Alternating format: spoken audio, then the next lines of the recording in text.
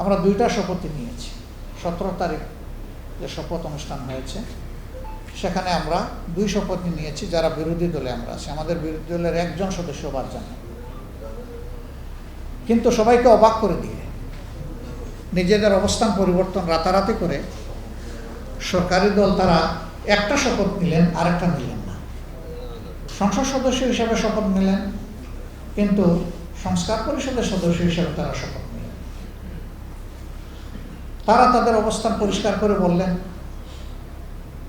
যেহেতু এটা সংবিধানে নেই সেই কারণে আমরা এটা মানতে পারছি না। আসলে লক্ষ্য করার বিষয় যে সংবিধানে কিন্তু 26-এর কোনো নির্বাচন নেই। সংবিধানে ডক্টর মোহাম্মদ ইউনূসের নেতৃত্বে যে সরকার গঠিত হলো ওইটাও নাই। এবং এর আগে উল্লেখ করার কথা, এটা ছিল 4র্থ গণভোট। প্রথম গণভোটও সংবিধানে ছিল না, দ্বিতীয় গণভোটও সংবিধানে ছিল না, তৃতীয় গণভোটও সংবিধানে ছিল। কিন্তু জাতির প্রয়োজনে 3টা গণভোটই কিন্তু বাস্তবায়ন হয়েছে। 2টা গণভোট ছিল সামরিক ব্যক্তিত্বের অধীনে, তৃতীয় গণভোটটা ছিল একটা নির্বাচিত সরকারের অধীনে, এবং 4র্থ গণভোটটা ছিল একটা নির্দলীয় সরকারের অধীনে। এই গণভোটের রায় না মানার মধ্য দিয়ে জাতীয় জীবনে রাজনীতিতে সংকট তৈরি হল। সংবিধান অনুযায়ী নির্বাচন হয়ে যাওয়ার পর সংখ্যাগরিষ্ঠ দলের নেতার পক্ষ থেকে লিখিত অনুরোধ যাবে রাষ্ট্রপতির কাছে অধিবেশন আহ্বান করার জন্য। একই অর্ডিন্যান্সে নির্দেশনায় ছিল যে পদ্ধতিতে সংসদ অধিবেশন আহ্বান করা হবে একই পদ্ধতিতে সংস্কার পরিষদের প্রথম অধিবেশনটা আহ্বান করা হবে। সংস্কার পরিষদের সদস্য হিসাবে নির্বাচিত সংসদ সদস্যরা দায়িত্ব পালন করবেন। 180 দিনের মধ্যে সংস্কার কর্ম সম্পন্ন করে এই পরিষদ বিলুপ্ত ঘোষণা করবেন, এবং তখন থেকে জাতীয় সংসদ সদস্য হিসাবে তারা দায়িত্ব পালন করবেন। হলো না। শতকরা 70% মানুষ, প্রায় 68.6% মানুষ সংস্কারের পক্ষে হা ভোট দিল।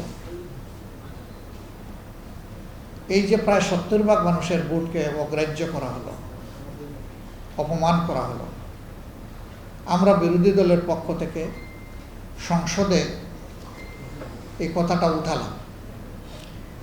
কিন্তু এমনভাবে ডিজাইন করা হলো সংসদ অধিবেশন বসাটা, আমাদের হাতে সময় ছিল মাত্র 2 দিন। দাবিটা যে আমরা ভালো করে তুলবো সেই সুযোগটাও আমাদেরকে ভালো করে দেওয়া হয়। তারপরে কোনো না কোনোভাবে ফাইলে ঢুকলাম আমরা আমাদের নোটিশের মাধ্যমে। এরপরে আপনারা দেখেছেন এর উপর আলোচনা হয়েছে নোটিশ নিয়ে, এবং মাননীয় স্পিকার এটাকে আলোচনার পর টকটা আউট করে দিয়েছে। অর্থাৎ আলোচনা হলো, আউট করে দেওয়া হলো। এর কোনো রুলিং আসলো না, নির্দেশ আসলো না, সিদ্ধান্ত আসলো না। আমরা যখন দেখলাম যে আমরা তো জনগণকে ওয়াদা দিয়েছি, বর্তমান সরকারি দলও ওয়াদা দিয়েছে, তারা ওয়াদা থেকে সরে গেছে, তা আমরাও কি ওয়াদা থেকে সরে যাব? আমরা সিদ্ধান্ত নিলাম না, প্রশ্নই ওঠে না। আমরা জনগণকে দেওয়া ওয়াদার সাথেই থাকব। তাহলে পার্লামেন্ট যেহেতু আমাদেরকে এই সুযোগ দিল না, এখন আমরা জনগণের পার্লামেন্টে চলে যাব। এখানে নোটিশ দিলে, কথা বলতে হলে তো অবশ্যই রেওয়াজ অনুযায়ী মাননীয় স্পিকারের পারমিশন লাগবে, কিন্তু জনগণের পার্লামেন্টে গেলে আর কোনো স্পিকারের পারমিশন লাগবে না। আমরা সেখানেই গেলাম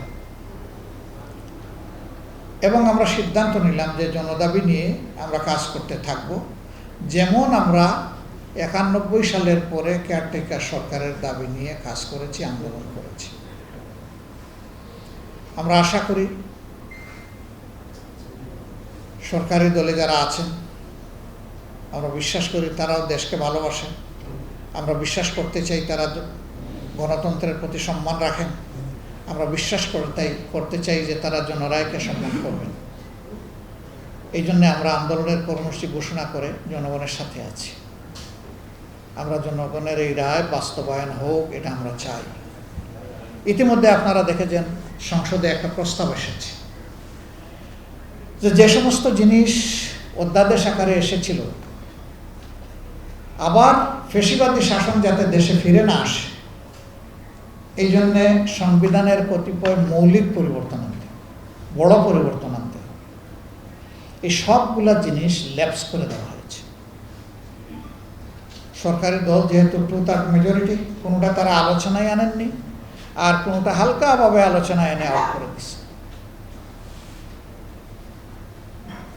এরপরে তারা একটা প্রস্তাব দিলেন যে ওই বিষয়গুলো আরো সুন্দরভাবে আমরা আনবো, আমরা একটা অ্যামেন্ডমেন্ট বা সংশোধনী কমিশন গঠন করি, সংবিধান সংশোধন কমিশন। আমরা বললাম যে না, জনগণ তো সংবিধান সংশোধনের জন্য রায় দেয়নি, রায় দিয়েছে সংস্কারের জন্য। আর সংস্কার এবং সংশোধনের মৌলিক একটা তফাৎ আছে, আইনগত তফাৎ আছে। সংস্কারের উপরে কোর্ট হাত দিতে পারে না, কিন্তু সংশোধনের উপর কোর্ট হাত দিতে পারে। যে কেয়ারটেকার সিস্টেম সংবিধান সংশোধনের মাধ্যমে এসেছিল, সেই কেয়ারটেকার সিস্টেমকে কোর্ট হজম করে ফেলেছিল। এর চেয়ে বড় উদাহরণ আমাদের আর দরকার পড়ে না। আর একটা উদাহরণ আছে, আপনারা হয়তো অনেকে জানেন, অনেকে স্মৃতি থেকে বাদ পড়ে যেতে পারে। হোসেন মোহাম্মদ এরশাদ সাহেবের আমলে হাইকোর্টের বেঞ্চ ডিসেন্ট্রালাইজ করা হয়েছিল, বিভাগীয় শহরগুলোকে স্থাপন করা হয়েছিল এবং বড় 2-1টা শহরও স্থাপন করা হয়েছিল। পরে কিন্তু হাইকোর্ট এটাকে ভ্যালিডিটি না দেওয়ার কারণে এটা গুটায় ফেলতে হয়েছে। বিশাল এস্টাবলিশমেন্ট, কাজে লাগলো না। এই সংস্কার পরিষদে মানে সংস্কারের যে আলোচনা হয়েছে, এখানে এটা একটা বিষয় ছিল যে কোর্ট ভার নিতে পারছে না এককভাবে ঢাকা, এটাকে ডিসেন্ট্রালাইজ করা দরকার। তখন যদি এটা না গুটানো হতো তাইলে এখন কিন্তু থাকে এটা। তো কোর্টের কিছু এখতিয়ার আছে, সংস্কারের উপরে এটার এখতিয়ার নেই। আমরা তাদেরকে জবাব দিলাম যে আমরা, জনগণ যেহেতু সংস্কারের জন্য ম্যান্ডেট দিয়েছে, আমরা সংশোধনের প্রস্তাবে আমরা রাজি না। এই প্রস্তাব তারা বারবার দিয়ে চলেছেন। আলাপ আলোচনা বন্ধ হয়নি, বন্ধ হবে না। দরকার আছে সংসদীয় রাজনীতিতে আলাপ আলোচনার, একটা জায়গায় তো সমাধানে আসতে হবে। আমরা কি চাচ্ছি? আমরা চাচ্ছি যে কোনো দলের মুখের দিকে তাকাইয়ে আইন রচনা হোক, এটা আমরা চাই না। দলের স্বার্থ সংরক্ষণ করে আইন হোক, এটা আমরা চাই না। আমরা চাই দল জনগণের জন্য, অতএব জনগণের স্বার্থের দিকটাকে সমুন্নত করে আইন রচনা হোক। এই জন্যে আমরা একদম গভীরভাবে বিশ্বাস করি যে এই রিফরমেশনগুলাই সুস্থ গণতান্ত্রিক ধারা ফিরিয়ে আনতে সহায়ক হবে। আদারওয়াইজ বারবার দেশ পথ হারাবে। তো দেখে শুনে হারা পথে আমরা চলবো কেন? আমরা চলবো না। আমাদের আন্দোলন ইনশাআল্লাহ অব্যাহত থাকবে। এর সাথে অন্যান্য দাবি দাওয়া যেগুলো আছে সেগুলো আসবে। সম্মানিত ভাইয়েরা, বাজেট গতকাল পাশ হয়েছে, বিরোধী দলের কিছু কনসার্ন নেওয়া হয়েছে, অতটুকুর জন্য আমরা ধন্যবাদ জানাই। যেমন কালো টাকা সাদা, এর বিরুদ্ধে আমাদের অবস্থান ছিল কঠোর, এটা বিলুপ্ত হয়েছে। গরিব মানুষ, প্রান্তিক ব্যবসায়ী, মুদির দোকানদার, তাদের উপরে উৎসে বা অগ্রিম কর আরোপ করা হয়েছিল, মানে প্রস্তাবনা এসেছিল, আমরা তার বিরুদ্ধে করেছি, এটা আউট হয়ে গেছে। অবশ্য মাননীয় অর্থমন্ত্রী প্রাইভেটলি বলেছেন যে এটা ভুল ক্রমে এসে গেছিল, আমরা এটা আনতে চাই। তো যেভাবেই হোক এসে গেছে, তো হাউসে তো এসে গেছে, এর বিরুদ্ধে আমাদের অবস্থান ছিল। কিন্তু কিছু জায়গায় আমরা ওনাদের মানে হয়তো বোঝাতে সক্ষম হয়নি। ফিসকাল ইয়ার, হ্যাঁ না আসতেছি, ফিসকাল ইয়ার আমাদের দেশে জুলাই টু জুন, 1 জুলাই থেকে 30শে জুন পর্যন্ত হলো ফিসক্যাল ইয়ার। আমাদের দেশে একটা দানব আছে, উন্নয়নের দানব। এটা 9 মাস খাতা মুড়ি দিয়ে ঘুমায়, শেষের 3 মাস গা ঝাড়া দিয়ে চলে আসে। এসে এমন গতিতে কাজ শুরু করে, ঝড়ের গতি। 9 মাসে 42%, 3 মাসে 50%। এবং তখন কি হয়? বৃষ্টি জোরে জনগণের টাকা পানির সাথে মিশে যায়। লুটপাট, অপচয়, অজব। কেন এটা করতে হবে তার কোনো যুক্তিকতা নাই। আমরা বলেছিলাম আমাদের আবহাওয়া এবং সিজন অনুযায়ী এটা হোক জানুয়ারির 1 থেকে ডিসেম্বরের 31। তাহলে অন্তত শেষ 3 মাসের দৈত্যটার ঘুম ভাঙলেও আমাদের সম্পদ পানি হয়ে হারিয়ে যাবে না, ভেসে যাবে না। এই সময় খাল খনন, নদী সংস্কার, বাঁধ দেন, সব কিছু এই সময় করে গিয়ে যখন খুঁজ পাওয়া যায় না, বলে যে এটা জোয়ারে বেশি গেছে।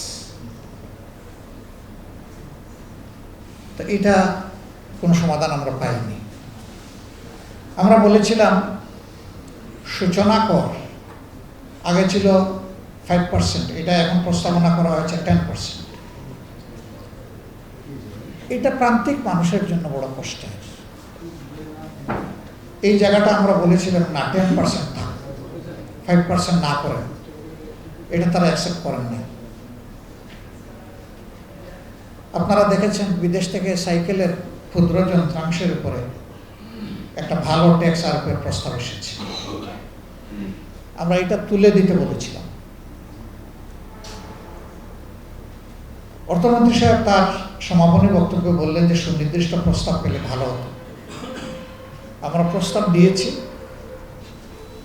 ওনারা আশ্বাস দিলেন যে এখন তো আর এটা বিলে আনা যাচ্ছে না, আমরা এসআরওর মাধ্যমে এটা বাস্তবায়ন করব। না না, বলতেছি, আমাকে বলতে দেন, আমি বলবো। যেটা একেবারে ভুল হয়ে যাবে তখন লোকমা দিয়ে। তো এরপরে আলহামদুলিল্লাহ হাউসে এটা বলা হয়েছে যে এসআরের মাধ্যমে এটা অ্যাকসেপ্টেড। এই জায়গায় আমরা ধন্যবাদ জানাই। কেন আমরা সাইকেলের খুচরা যন্ত্রাংশের উপরে এটা ওয়েবার চাইলাম? আমরা এই কারণে চেয়েছি, এইটা ব্যবহার করেন অতি স্বল্প আয়ের মানুষেরা, আর ব্যবহার করেন যে সমস্ত মানুষের ফিজিক্যাল এক্সারসাইজের জন্য দরকার একটা বয়সের প্রান্ত সীমায়। এটা কোনো বড় লোকেরা ব্যবহার করে না। এটা নাম্বার 1। নাম্বার 2, এগুলা শুধু দেশে ব্যবহার হয় না, বিদেশেও রপ্তানি হয়। এটা একটা ক্ষুদ্র শিল্প। এটাকে প্রমোট করলে বহু মানুষের কর্মসংস্থান হবে এবং বৈদেশিক মুদ্রাও আমরা অর্জন করতে পারব। কিন্তু অতিরিক্ত কর যদি আরোপ হয় তাইলে বিদেশের চাহিদা আমরা মেটাইতে পারবো না, তখন কম্পিটিশনে আমরা টিকবো না। ধন্যবাদ, এটা তারা গ্রহণ করেছে। সূচনায় আমরা নির্বাচনের সময় আপনাদের সামনে, দেশবাসীর সামনে ওয়াদা করেছিলাম যে আমাদের কেউ নির্বাচিত হলে, এমপি হোক, মন্ত্রী হোক, যাই হোক, আমরা বিনা ট্যাক্সের গাড়ি কিনব না এবং সরকারি কোনো প্লটের সুবিধা নেব না। কিছু বন্ধুরা ওই গুড়ের সাথে কিছু লবণ না ছিটাইলে আরাম পায় না। আমরা যা বলেছি স্পষ্ট বলেছি, অস্পষ্ট কোনো কথা বলিনি। এখানে লাগাই দিছে ফ্ল্যাট নিব না। এখন সরকারি ফ্ল্যাট এমপিদের জন্য ডেজিগনেটেড, এটা সরকারি দায়িত্ব পালনের জন্য। এটাকে সরকার আমাকে দিয়ে দিচ্ছে নাকি? ওইটা যত সময় সংসদ কার্যকর থাকবে তত সময় উনি এটা ব্যবহার করবেন। সরকারি দল, বিরোধী দল সবাই করবে। যখন সংসদ বিলুপ্ত হয়ে যাবে তখন আর কেউ 1 সেকেন্ড এখানে থাকার কোনো নৈতিক এবং বৈধ অধিকার নেই, ছেড়ে দিতে হবে। এটাকে গুলায়, এটা নিয়ে আবার বিভিন্ন ধরনের জলগুলা করা হয়, পানিগুলা করা হয়। আমরা ওইটা বলি নাই। সম্মানিত ভাইয়েরা, আমরা আরো বলেছিলাম সরকারি সুযোগ সুবিধা যতটা না নিলে না হয় আমরা চেষ্টা করি, কিন্তু কেউ যদি এটা নিতে চায় এখানে কোনো অপরাধ নেই। তা আমরা সেটা রক্ষা করে চলার চেষ্টা করছি। এই যে বাজেটটা এসেছে বলা হচ্ছে সর্বকালের সর্ববৃহৎ বাজেট, কিন্তু আমরা যদি মানি অ্যান্ড মার্কেট ইনফ্লেশনের কথা চিন্তা করি তাহলে এটাকে সর্বকালের সর্ববৃহৎ বাজেট বলা যাবে না। অনেকটা বাজারের সাথে এটা সঙ্গতিপূর্ণ। বড় বাজেট করা কোনো অপরাধ নয়। একটা জাতির ভিশন থাকলে বড় বাজেট লাগবে। চ্যালেঞ্জটা কয়েক জায়গায়। একটা হলো বাজেট বাস্তবায়নের সক্ষমতা, এর চাইতে বড় হলো দুর্নীতি। এই দুই জায়গায় যদি বড় সংস্কার আনা না যায়, বাজেট হবে কিন্তু বাজেটের প্রকৃত সুফল জনগণ পাবে না। এই বাজেট থেকেই তো 28 লক্ষ কোটি টাকা 15.5 বছরের বিদেশে চলে গেছে। যদি এই দুই জিনিসের সংস্কার না হয় আবার যাবে। এই বাজেট বাস্তবায়নের সক্ষমতা শুধু এনবিআর এর না। এনবিআর তো হইল আমাদের কালেক্টর, কিন্তু এক্সিকিউশন তো এক্সিকিউটিভ ডিপার্টমেন্টের উপর। এর সাথে একদম প্রান্ত লেভেলে গ্রামের একজন ওয়ার্ড মেম্বার এবং কোনো প্রজেক্ট হয়ে থাকলে সেই প্রজেক্ট নিয়ে জড়িত। আমি এবারকার অভিজ্ঞতা বলি, একেবারে শেষের দিকে এসে আমরা শুনলাম যে সরকারি দলের সংসদ সদস্যদেরকে কিছু অ্যালোকেশন দেওয়া হচ্ছে, আমরা কিছু জানি না। এরপরে যখন আমাদের পক্ষ থেকে উদ্যোগী হয়ে আমরা জানতে গেলাম তখন সত্যতা খুঁজে পেলাম। তা আমরা এটাও বললাম যে ট্রেজারি কি শুধু সরকারি দলের লোকেরাই ট্যাক্স দেয় নাকি সারা দেশবাসী দেয়? যদি সারা দেশবাসী দিয়ে থাকে তাহলে বিরোধী দলের নির্বাচিত এমপিদের এরা কি এই দেশের নাগরিক না? তাদের নাগরিক অধিকার তো কেউ হরণ করতে পারে না। আমরা পেলাম জাস্ট সাকরাতুল মৌতের হালতে, ঈদের 4-5 দিন আগে তাড়াহুড়া করে এইটা দেন ওইটা দেন ওইটা দেন, এবং পরিমাণের দিক থেকে সরকারি দলের সমান না। আমরা সংসদে জানতে চাইলাম যে সরকারি দলকে কি দেওয়া হয়েছে, আমরা কি একটু জানতে পারি? তারা এটা জানাইলেন না। নিজের একে অন্যের দিকে তাকাইয়ে একটু মিষ্টি হাসি দিলেন। এই মিষ্টি হাসিতে বিরোধী দলের নির্বাচিত সংসদ সদস্যদের সংসদীয় এলাকার জনগণের এই হাসির সাথে অধিকার কিন্তু মিলাই গেল। অথচ বৈষম্যের বিরুদ্ধে ছিল 24-এর গণ-অভ্যুত্থান। সে বৈষম্য কেন হবে? আমরা আশা করতে চাই ভবিষ্যতে আর কোনো বৈষম্য হবে না, এবং আমরা চেষ্টা করব আমাদের চোখ কান খোলা রাখার। সরকার যত ভালো কাজ করবে ভেহিমেন্টলি সাপোর্ট দেবে, কিন্তু যদি অধিকার নিয়ে সরকার কোনো অন্য কিছু করেন, টানাটানি করেন, আমরা কিন্তু এটা ছেড়ে দেব না। আমাদের অবস্থান এই ক্ষেত্রে একদম স্পষ্ট। বাজেট গতকাল পাশ হয়েছে, আজকে থেকে বাস্তবায়ন শুরু হবে।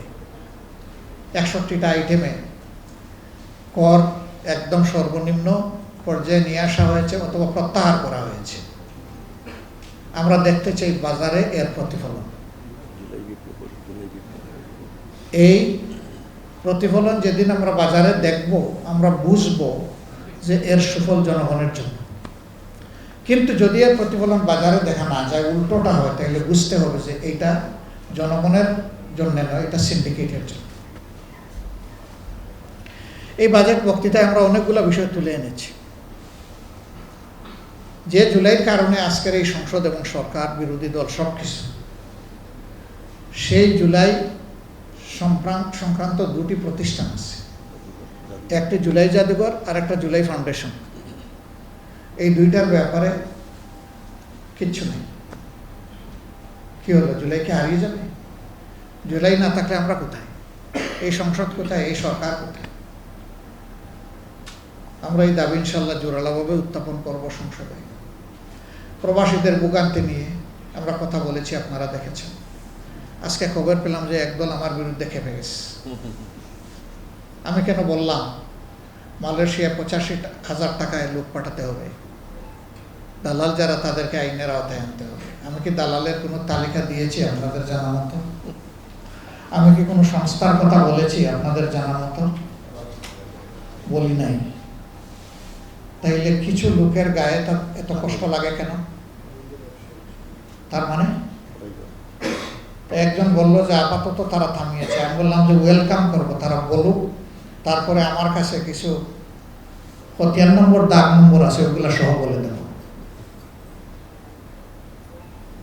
জনগণের পক্ষে কথা বলতে গিয়ে কোনো সিন্ডিকেটের কোনো হুমকির তো আঁকা করবো না। এটা শুধু মালয়েশিয়া না, সারা বিশ্বে আমাদের এই গরিব লোকগুলোকে নিঃস্ব করে দেওয়া হয়। এরপরে তারা প্রতারিত হয়, সেখানে আবার গিয়ে দেখা যায় যে তার ওই ভ্যালিডিটিটাও নাই, জেলে থাকে। তা আমরা কি এগুলা নীরবে গিলবো আর হজম করবো, দেখতে থাকবো? না, এগুলার বিরুদ্ধে আমাদের লড়াই চলবে।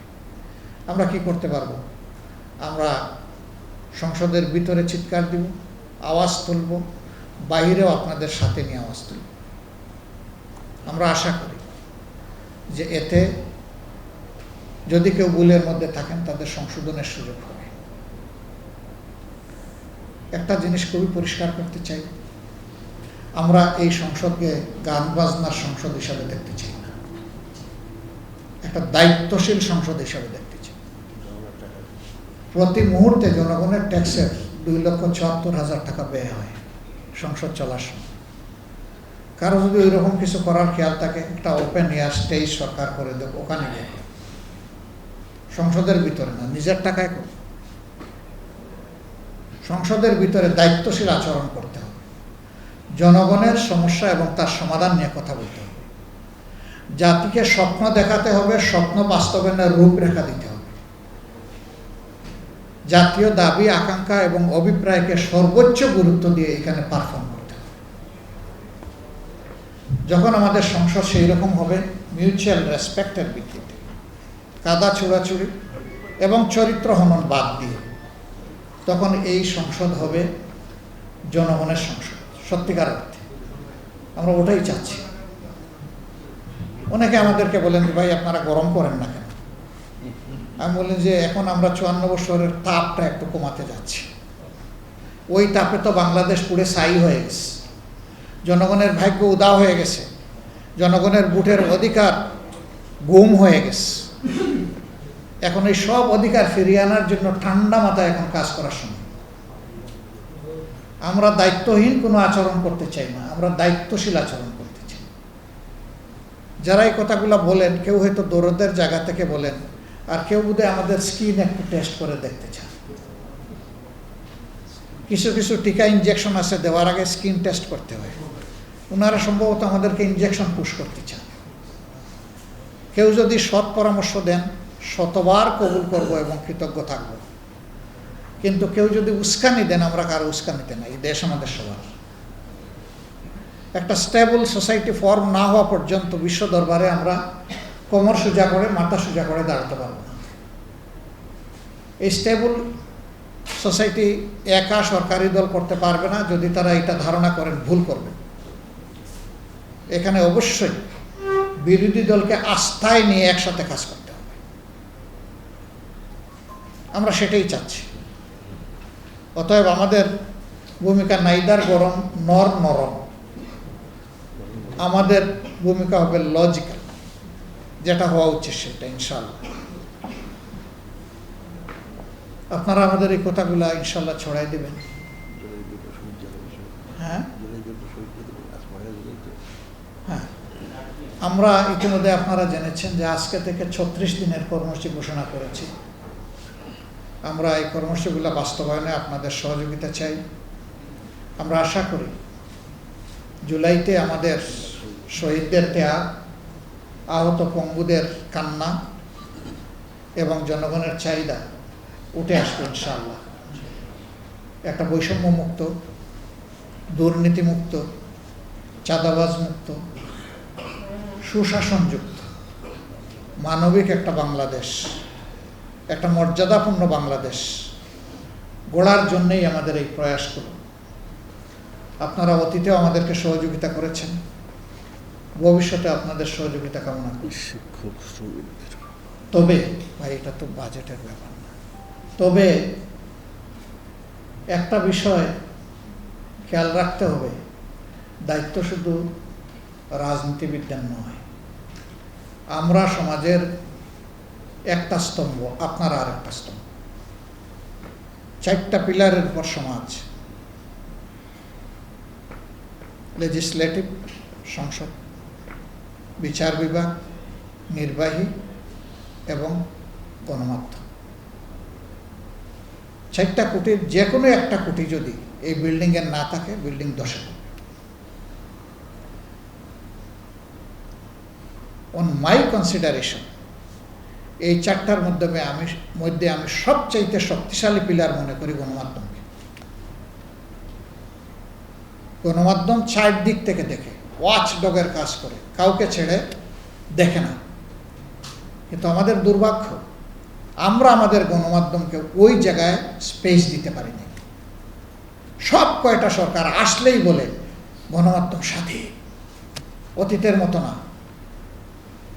আমার ধারণা তখন গণমাধ্যমের সাথে আপনারা যারা সম্পৃক্ত সবাই মুখে রুমাল দিয়ে আসেন, কি কয়, কতটা স্বাধীন আমরা তো তার সাক্ষী। এই বুথের ছায়া এখনো গেছে, এটা আমি বিশ্বাস করি না। এটা এখন আছে। আমাদের ব্যাপারে আপনারা সাক্ষী। মাঝে মাঝে খুব ধরেন আপনারা, ধরতে গিয়ে হাতটা একেবারে যে স্মুথ থাকে তা না, একেবারে সাই দিয়ে ধরেন। আমাদের মোস্ট কংগ্রেচুলেশনস ধরার জন্য। তবে আমরা অনুরোধ করব, যতটা আমরা নিতে পারি অতটা ধরি, নইলে তো জান বের হয়ে যাবে। মাঝে মাঝে এমন কিছু বিষয় ধরেন যেটার সাথে ভাই আমাদের যায় না। এই জায়গায় একটু ইনসাফ করবেন আমাদের উপরে, কারণ সবাই মিলেই তো ভাই বাংলাদেশ। আপনারা সবাইকে ধরেন, কালোকে কালো বলেন, সাদাকে সাদা বলেন, আমরাও কালো হলে ছাড় দিয়েন না। কিছু জায়গায় আপনারা যখন ধরেন আমরা সতর্ক হই, সংশোধন হই, আমরা পদক্ষেপ নিই, আমরা গ্রেটফুল। কিছু জায়গায় কষ্ট পাই যে এটা তো আমি না, কেন আমাকে ধরা হলো, এটা তো আমার সাথে যায় না, এটা তো সঠিক নয়। ওই রকম কিছু যদি হয়, সমাজ ক্ষতিগ্রস্ত হবে, শুধু জামাত ক্ষতিগ্রস্ত হবে না। আমরা সবাই মিলেই দেশ, আমরা আগায় যাবো। আরো অনেক কথা, শ্রমিকদের কথা, শিক্ষকদের কথা, আমাদের তো সমস্যার কোনো শেষ নাই। আমরা ইনশাল্লাহ দফায় দফায় বসবো এবং একসাথে আমরা কাজ করব। আপনাদের যদি অতি গুরুত্বপূর্ণ কোনো প্রশ্ন থাকে 2-1টা ইনশাল্লাহ আমরা শুনবো। তারপরে নামাজ, খাওয়া, যেহেতু আলহামদুলিল্লাহ মন্ত্রিসভাটা আমরা গঠন করেছি, তো আমাদের শিশুটাকে একটু খাওয়াইয়ে দাওয়াইয়া দৌড়াদৌড়ি করার মতো বয়সে নিতে চাই আমরা। তারা ইতিমধ্যে তাদের কাজ শুরু করেছেন। আমরা যখন দেখব, এই কনসেপ্টটা কিন্তু আমাদের দেশে কখনো ছিল না এবং এটার কোনো সাংবিধানিক কোনো মর্যাদাও নেই, সংসদীয় কোনো মর্যাদাও নাই, কিন্তু দুনিয়ার বিভিন্ন দেশে এটা আছে।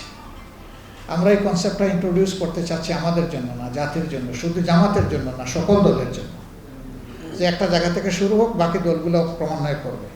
এবং আমাদের এটার কনসেপ্ট একটু ভিন্ন।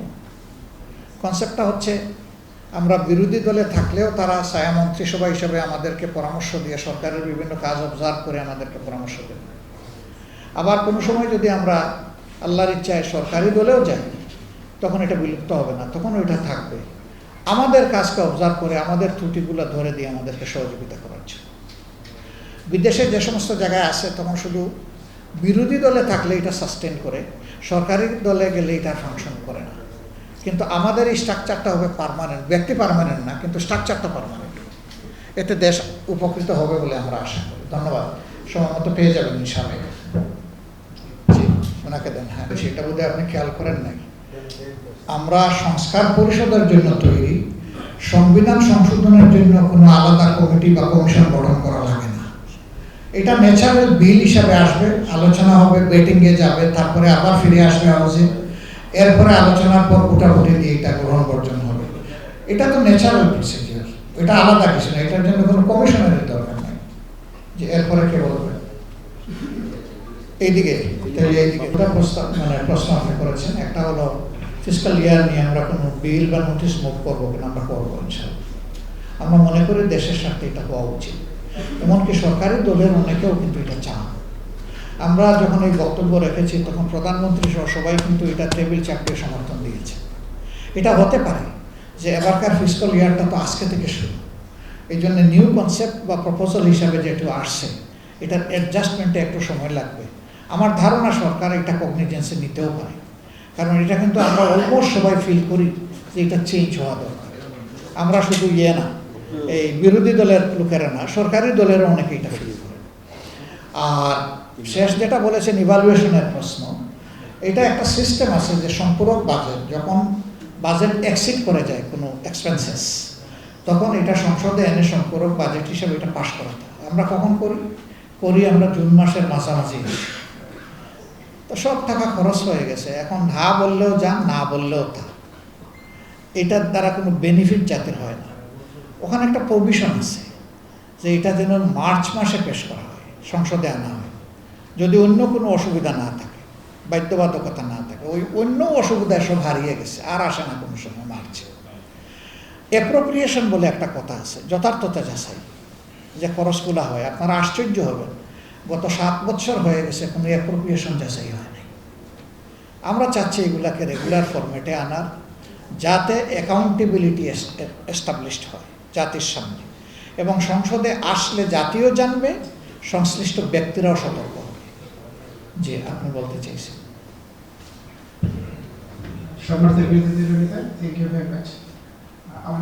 প্রথমটা আপনার পরামর্শ অ্যাকসেপ্টেড উইথ থ্যাঙ্কস। দ্বিতীয়টা হলো মানুষের আশঙ্কা যে আবার রাস্তাঘাট উত্তপ্ত হয়ে উঠে কিনা, আবার গান পাউডার ছিটাইয়া বাসে আগুন জ্বলে কিনা, আবার মানুষের জীবন এবং সম্পদ ধ্বংস হয় কিনা। আপনারা দেখেছেন আমরা বরাবর বলে আসছি যে আমাদের 2 জায়গার মুভমেন্ট হবে, ক্লাসিক্যাল, মেথডিক্যাল, নন ভায়োলেন্ট, এবং উই আর মেনটেইনিং দ্যাট। সংসদের ভিতরেও ফাইল ছোড়াছুড়ি নাই, গালিগালাজ নাই, ক্যারেক্টার অ্যাসোসিয়েশন নাই। সংসদের বাইরেও এ পর্যন্ত যে কয়টা কর্মসূচি আমরা পালন করেছি, কোনো জায়গায় কোনো বিশৃঙ্খলা নাই। এখন বলবেন যে এই সমস্ত ঠান্ডা ঠান্ডা কর্মসূচিতে কতদূর হবে? আমরা আশাবাদী হবে। আমাদের মাইন্ডসেটের পরিবর্তন আনতে হবে। দুনিয়ার সব জায়গায় কি আসলে এই ভাঙচুর, অগ্নিসংযোগ হয়? এগুলা হয় আমাদের মতো দেশে। এই কালচারটা পাল্টাতে হবে এবং এটা সম্ভব। এই ক্ষেত্রে সরকারি দল, বিরোধী দল উভয়ের দায়িত্ব আছে। এমন কিছু বিষয় আছে সরকারি দল বলতেই পারবে, কিন্তু বিরোধী দল বলতে পারবে। এটা কার্যত সরকারকে সহযোগিতা। এই জায়গা যদি সরকার বুঝতে ভুল করে, তাহলে সরকারের ক্ষতি হবে, দেশের ক্ষতি। আবার বিরোধী দল তারা মেথডিক্যালি, পিসফুলি সব কিছু করছে, খামোখা যদি অতি উৎসাহী হয়ে কোনো সিন ক্রিয়েট করা হয়, তাহলে ওই পরিবেশ একা চাইলেও বিরোধী দল রক্ষা করতে পারবে না। এই সব কিছুর মধ্যে একটা ভারসাম্য থাকা দরকার। সভ্য দেশে যেভাবে রাজনীতি চলে, আমাদের রাজনীতিটা সেভাবে চলে আমরা চাই। সব জিনিস তো আপনি সংসদে চাইলেও আলোচনা করতে পারবেন না। ম্যাক্সিমাইজ আমরা করার চেষ্টা করব সংসদের ভিতরে, কিন্তু আমাদের সুযোগ পেতে হবে। আমরা তো চাইলেই পারবো না। যেমন ধরেন সরকারি দলের কিছু বেনিফিট আছে যেটা বিরোধী দলের নাই। সরকারি দলের মন্ত্রীরা যদি 300 বিপিতে দাঁড়ায় যান, তাহলে স্পিকার তাকে ফ্লোর দিবেনি। কিন্তু আমরা দাঁড়াইতে গেলে আমাদের একটা নোটিশ সার্ভ করা লাগে। নোটিশটা যদি মাননীয় স্পিকার এটা কবুল করেন, তাইলে আমরা আলোচনার সুযোগ পাবো। তিনি যদি কবুল না করেন, আমরা সুযোগই পাবো না। এরকম বেশ কিছু বেনিফিট সরকারি দলের থাকে সংসদের ভিতরে এক্সারসাইজ করার, যেটা বিরোধী দলের থাকে না। সরকারি দলকে সময় দেওয়ার ক্ষেত্রে আপনারা দেখেছেন কাউকে কাউকে আনলিমিটেড টাইম দেওয়া হয়েছে। আবার বিরোধী দল অতটা সুযোগ পায় না। বিরোধী দলের একজনকেই একটু সুযোগ দেওয়া হয়, বিরোধী দলীয় নেতা। উনি দাঁড়াইলে ফ্লোরটা পান, আর কথা বলতে গেলে একটু সময় পান। বাকি সকলের সময় খুব নিয়ন্ত্রিত। কিন্তু সরকার পক্ষে অনেকেই সেটা পান, সুযোগ পান। তো আমরা আশা করব যে আগামীতে এই বৈষম্যগুলো দূর হবে এবং প্রপোর্শনেট রিপ্রেজেন্টেশন হবে, ইনসাফ ভিত্তিক। এখানেও আপনাদের সহযোগিতা লাগবে। এই যে ধরলেন না শক্ত করে যে ইলেকশন, এখানে মত বিনিময় বলে গেলেন ওয়ান ওয়ে টানেল, শুধু ওয়াজ নসিহত করলেন, আমরা শুনলাম, আমাদের মনের কথাগুলো তো তুলে ধরতে পারলাম না। এইরকমই লাগবে আমাদেরকে ধরবেন, সুন্দর করে ধরবেন ইনশাআল্লাহ। আমরা শেষ করতে পারি এখন নামাজ।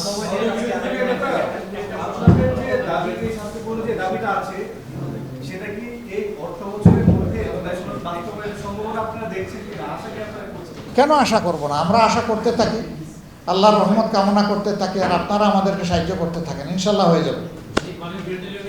সংসদ নেতা আলোচনা সেখানে বলেছেন যে এই সরকার তিস্তা মহাপরিকল্পনা বাস্তবায়ন করবে, তো এটি নিয়ে আপনাদের অবস্থান কি? আর এটি বাস্তবায়ন করতে গেলে কোন দেশের সাথে ভালো সম্পর্ক বা কোন দেশের সাথে খারাপ সম্পর্ক হবে কিনা, আপনাদের অবস্থান? আমাদের অবস্থান খুবই ভালো, আপনার মতো।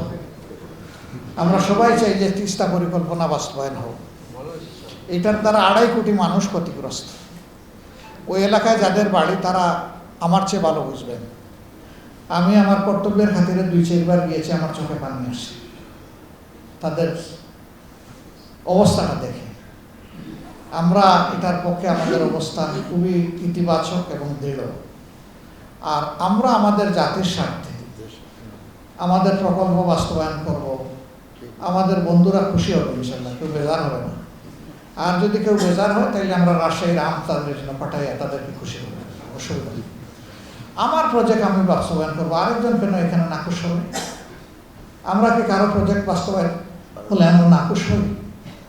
সম্প্রতি দেখলাম, সত্যমিথ্যা আল্লাহ ভালো জানেন, যে আমাদের নতুন 4টা সেনাবাহিনীতে এভিনিউ ওপেন করা হয়েছে সাইদ খলিফার নামে। শুনলাম যে এক দেশের লোকেরা প্রতিক্রিয়া ব্যক্ত করেছে। তো আমাদের দেশে আমাদের ব্রিগেড বলি বা আমাদের উইং বলি, কি নাম দিব না দিব এটা তো আমাদের ব্যাপার। তো তারা কষ্ট পান কেন? তাদের তো কষ্ট পাওয়ার কোনো কারণ নেই। আমরা আশা করব যে আমরা কেউ কারো আভ্যন্তরীণ ব্যাপারে নাক গলাবো না, হস্তক্ষেপ করব না।